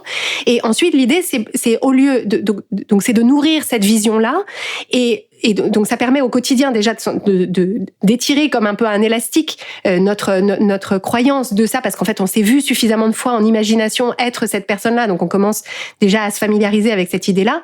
Et ensuite l'idée c'est d'avoir plutôt ce que j'appelle moi des pensées intermédiaires. C'est-à-dire, je peux pas effectivement changer du tout au tout ma pensée du jour au lendemain. Par contre, je peux passer de je suis une bille pour gérer mon argent à je veux apprendre à mieux gérer mon argent. Et ça, je veux apprendre, ça j'y crois déjà. Donc je peux commencer à chaque fois que je me dis je suis une bille, je peux commencer par me dire non, je suis pas une bille, je veux apprendre. Donc en fait, c'est en remplaçant. Et puis une fois que je me dis je veux apprendre, je peux peut-être être en train de me dire je suis en train d'apprendre et je comprends de mieux en mieux et j'apprends de mieux en mieux. Et hier j'ai bien gérer mon argent et plus ça va, mieux je gère mon argent, etc. Donc en fait c'est comme tu sais sur une palette de couleurs, tu sais, un gradient. En fait c'est tu pars d'une couleur et puis progressivement elle avec des tonalités intermédiaires, elle se transforme en la couleur cible. Et je crois que ce qui est challengeant dans cette période, c'est le jugement en fait. C'est ne pas être cette personne parce que la posture de débutant ou d'apprenant, c'est pas évident pour tout le monde. Parce que il faut être cette personne qui sait, qui maîtrise. D'ailleurs, sur les savoirs financiers, on a tendance à nous faire croire qu'à partir du moment où on sait additionner 1 plus 1, on est censé gérer son argent. C'est quand même pas compliqué. Et puis, épargner, c'est quand même pas compliqué. Les intérêts cumulatifs et les trucs. Ouais, voilà, mais moi, j'explique aux gens que dépenser, c'est une réelle compétence, épargner aussi. Et en fait, non, la société nous dit que en fait, c'est pas compliqué. Il suffit de ne pas dépenser, en fait, de ne pas acheter. Et ça, c'est épargner, c'est super simple en fait. Il y a pas plus. C'est comme ne pas fumer, c'est super simple, tout le monde le sait. Il suffit de ne pas fumer en fait. Et en voulant nous ramener à des choses qui sont pour tout le monde sauf pour soi d'une banalité à pleurer qui devrait faire partie de nos compétences de naissance. On devient les pires juges de nous-mêmes quoi. Et c'est là où j'ai accepté qu'on apprend que du coup l'apprenant comme l'enfant qui apprend à marcher, des fois il est pas stable totalement sur ses acquis quoi. Ouais, tout à fait. Et en fait, le sujet que tu illustres là, c'est vraiment celui que nous on appelle devenir sa meilleure alliée ou son meilleur allié. En fait, c'est cette relation de soutien avec soi-même, qui est, à mon sens, alors c'est central nous dans notre accompagnement, parce qu'en fait c'est généralement pas avec ça qu'on part, mais c'est la clé de tout le reste. C'est-à-dire que à partir du moment où je ne conditionne pas mon regard sur moi-même et la valeur que je m'accorde et comment je me parle, à partir du moment où je ne conditionne pas ça à est-ce que j'y arrive, est-ce que j'y arrive pas, est-ce que je sais, est-ce que je sais pas, est-ce que on a rigolé de ma blague ou est-ce qu'on n'a pas rigolé de ma blague, et combien d'argent j'ai sur mon compte en banque, à partir du moment où cette qualité de relation-là avec moi-même, elle est stable et elle ne dépend pas de mes actions et de ce que j'arrive à faire ou pas, en fait, je peux souffler, je peux commencer à m'amuser aussi. Et en fait, c'est vraiment la même chose. Enfin, je trouve qu'on s'en rend bien compte quand on se dit qu'on est en fait deux personnes, c'est-à-dire dans la relation avec nous-mêmes, on est nous et puis on est la personne, on est le nous avec qui on a une relation. Et c'est pareil si on pense à son meilleur ami ou sa meilleure amie. Si son meilleur ami ou sa meilleure amie, on ne l'aime que quand il est plein aux as et qu'il a tout bon et qu'il a eu sa promotion et qu'il réussit tout et qu'il est en pleine forme et beau et tout, mais que quand il a pas tout ça, on lui parle mal, qu'on l'appelle plus et que on lui fait tous les reproches du monde, on voit bien que en fait on va pas rester très très amis très longtemps avec cette personne-là. Et en fait ça cet intérêt qu'on peut avoir pour soi, cette envie réelle de s'apporter le meilleur soutien, la meilleure aide, la meilleure écoute au quotidien, ça change absolument tout dans notre expérience de vie, et c'est ça qui justement démultiplie notre capacité à apprendre et à s'améliorer, parce qu'on le voit bien par exemple avec des enfants, si à chaque fois qu'ils font une erreur on leur tombe dessus, les enfants n'apprennent pas bizarrement, et donc en fait un enfant il a besoin qu'on soit, il a besoin qu'on veuille le meilleur, qu'on croit en lui, qu'on soit patient, qu'on se moque pas de lui quand il a raté, qu'on lui parle pas le mal, tout ça, et en fait c'est exactement la même chose avec nous, et c'est malheureux qu'on parte pas tous avec ça. Je pense que ceux d'entre nous qui avons des enfants, je pense qu'on peut, on a encore une chance de les équiper du mieux qu'on peut là-dessus. Et nous qui sommes adultes et qui peut-être n'avons pas eu ça depuis toujours, on peut le construire. Et en fait, ça, honnêtement, enfin à mon sens, c'est la clé ultime qui débloque tout le reste, parce qu'après on est tranquille, on est bien avec soi, donc on est tranquille. Et la clé, comme tu disais aussi, pour créer ça, c'est aussi de l'appliquer aux autres. C'est-à-dire que en commençant à chercher de la bienveillance pour soi, on va aussi se dire que on va être cette personne qui est bienveillante pour les autres, c'est-à-dire se réjouir du succès des autres, c'est-à-dire ne pas être celle qui ragote systématiquement, qui prend son téléphone et la première chose qu'elle dit à sa meilleure amie, c'est t'as vu comment elle était samedi soir, et puis t'as vu ce qu'il a dit son mec, et puis t'as vu ce qu'elle a posté sur Instagram, mon Dieu, quelle horreur. Et en fait de se dire en fait si moi je suis ce juge des autres et que je suis systématiquement celle ou celui, parce que c'est pas l'apanage des femmes, qui commère, qui juge, etc. Je suis forcément dans cette croyance que tout le monde fait la même chose, en fait. Oui, tout à fait. Ouais. Et donc, je vais être ce juge pour moi, et je vais être persuadée que tout le monde fait ça pour moi. Et là, on est dans un cercle vicieux. Donc, commencer à faire ça pour les autres, en général, c'est une vraie délivrance. Déjà parce qu'on croit que, ok, si moi je suis capable de pas le faire, des tas et des tas de gens sont capables aussi de vivre autrement que dans la critique et dans le jugement et dans le commérage. Ouais, tout à fait. En fait, ce que j'observe, c'est que selon les personnes, c'est les deux revers d'une même médaille. Enfin, il y a un effet de miroir entre les deux. Et en fait, ça n'a pas vraiment d'importance dans quel sens tu démarres. C'est-à-dire, est-ce que tu choisis d'abord de te parler, d'adoucir ton jugement ou ta façon de te parler à toi, et ça se traduit mécaniquement dans ta relation avec les autres. C'est-à-dire, tu vas être un juge moins dur et tu vas parler de façon plus sympathique et plus indulgente aux autres. Et chez certaines personnes, c'est plus facile de démarrer par les autres, et par effet de rebond, ça marche pour soi.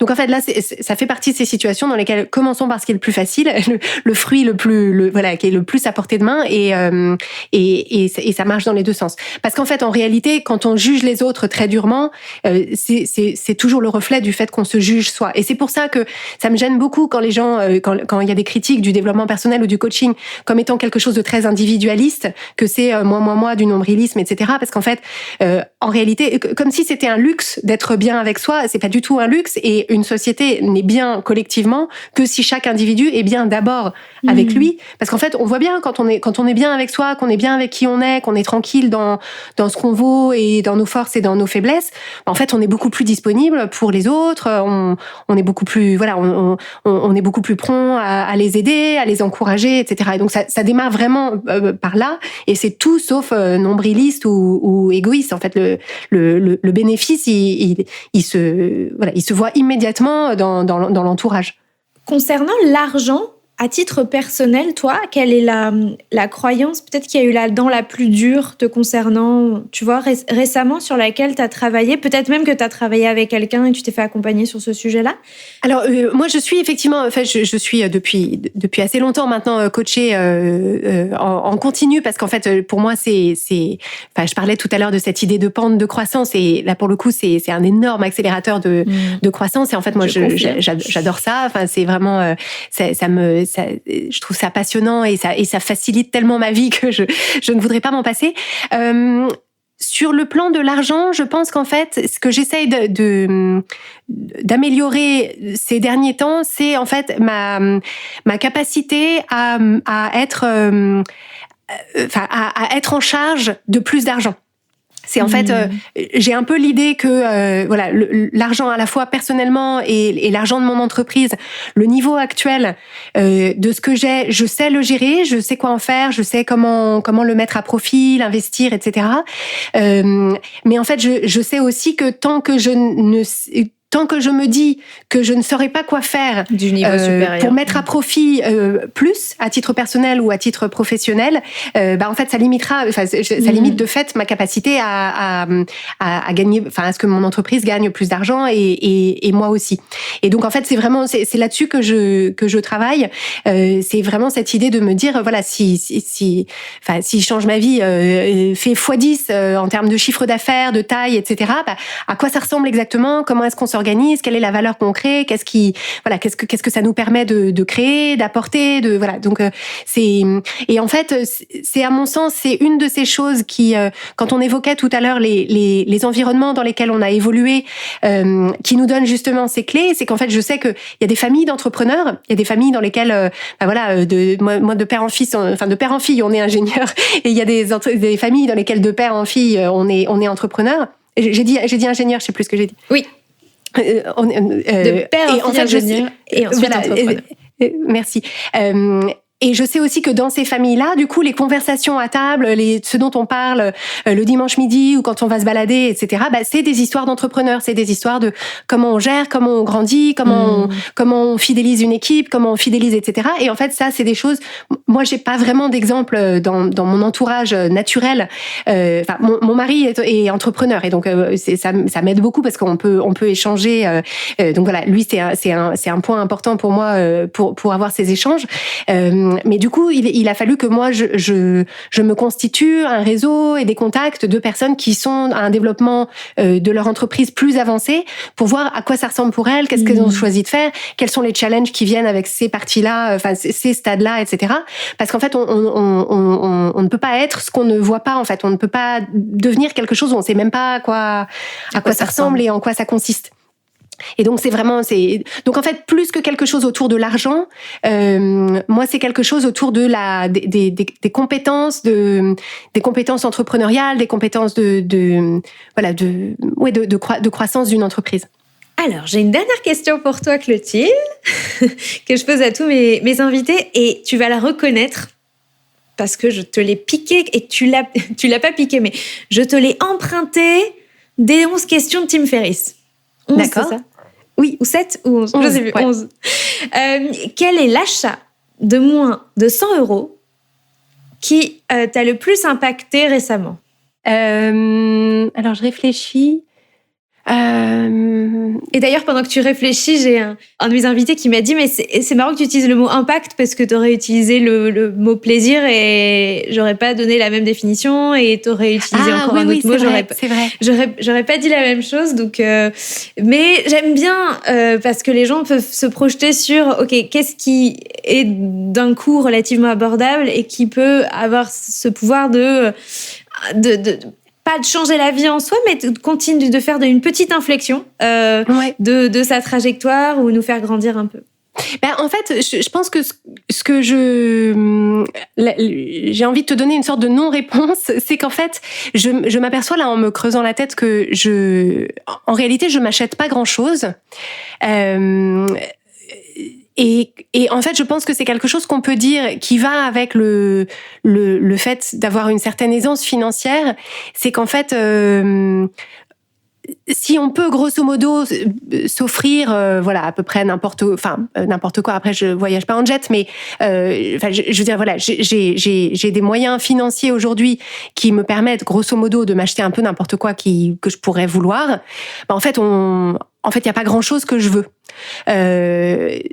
C'est-à-dire que à partir du moment où j'ai un Kindle, où je peux acheter des livres, où j'ai des vêtements, où je mange, en fait, finalement, j'achète essentiellement des choses pour mes enfants, pour leurs anniversaires ou pour Noël. Un peu des trucs pour la maison, mais pas grand-chose. Est-ce que ça veut dire que tu te trouves plus en lien avec tes vrais besoins maintenant que tu sais que tu peux satisfaire toutes tes envies et tous tes désirs, que tu n'aurais pu l'être à une période où tu gagnais moins et peut-être les désirs n'étant pas accessibles, peut-être que ça brillait un petit peu plus? Est-ce qu'il y a un peu de ça derrière ? Je pense qu'en fait, plus ça va, mais je pense que c'est aussi une question d'âge. Plus ça va, plus je m'aperçois qu'en réalité, c'est pas des choses. En fait, je ne veux pas de choses. En fait, ce qui m'importe bien davantage, c'est de vivre à un endroit où je me sens bien. C'est de me sentir bien avec. Par exemple, on a un gros poste de dépense, c'est l'alimentation, parce que pour moi, pour moi, c'est ça le vrai luxe, c'est de pouvoir aller dans les magasins.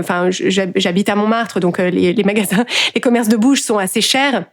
Mais pour moi c'est ça le vrai luxe en fait, c'est d'aller faire mes courses dans les magasins bio, chez les petits commerçants, et en fait j'achète les trucs qui me font envie, les choses qui vont nous faire plaisir, et en fait à aucun moment je me dis oh là là c'était cher, et en fait je crois que c'est ça qui change qui change le plus la vie en fait, c'est le fait de pouvoir acheter des choses au quotidien qui correspondent à la vie qu'on a envie de vivre, et qui pour ma part n'est pas beaucoup dans la consommation de choses, mais plutôt dans des expériences ou du bien-être ou du bien vivre. Et de pas s'inquiéter en fait, de pas se dire ah oui mais ça c'est trop, ah ça j'ai exagéré, ah oui mais ça si j'achète ça je peux pas acheter telle autre chose. En fait pour moi c'est ça la vraie aisance financière, c'est que justement ce soit pas une charge mentale. Merci Clotilde. Merci beaucoup Delphine, j'étais ravie d'échanger avec toi. Moi aussi, et j'espère qu'on se recroisera très prochainement. Et voilà, en tout cas merci infiniment d'avoir passé tout ce temps avec moi, d'avoir offert ça à mes auditeurs. Avec joie, merci beaucoup. À très vite.